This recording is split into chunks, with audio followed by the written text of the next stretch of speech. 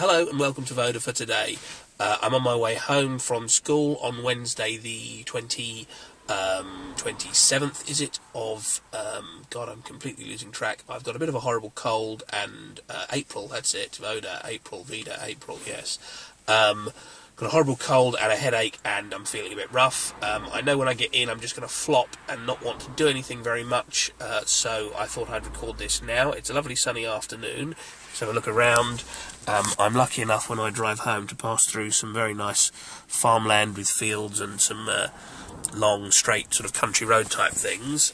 Just put that there, see if I can get that back into position. I'm trying to use the wing mirror in front of me here to position this a bit so I can see.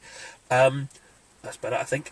I thought what I'd do for today is just recite a poem. It seems a bit of an odd thing to do, but I'm going to do it anyway. It's a poem I memorised when I was a child, and I was reminded of it during a meal a few weeks ago, and I thought I'd see if I can remember it for you again and get it right this time. So I got it slightly wrong at the meal. My hand's hurting already, being up like this. Let's try and reposition slightly.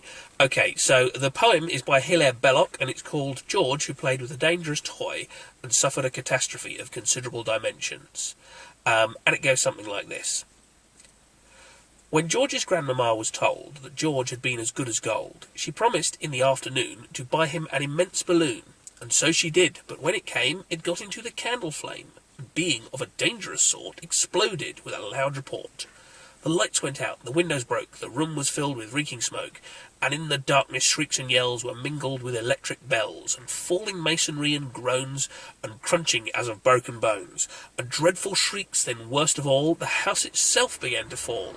It tottered shuddering to and fro, then crashed into the street below, which happened to be Savile Row. When help arrived, among the dead were Cousin Mary, little Fred, the footman, both of them, the groom, the man that cleaned the billiard room, the chaplain and the still-room maid, and Monsieur Champignon...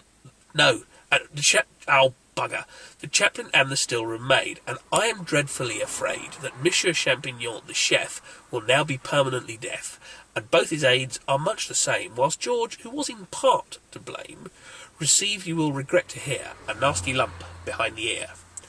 And the moral is that little boys should not be given dangerous toys. Oh, messed that up slightly, sorry about that. I'm not going to do it again though, because I'm really hot here in the car. I'm not sure how this is going to look anyway, because of the shadow on my eye is somewhere about there, so my chin probably looks very bright, the rest of me looks dark, I'm not sure. I'm going to say goodbye and good night, and see you all tomorrow. Toodles.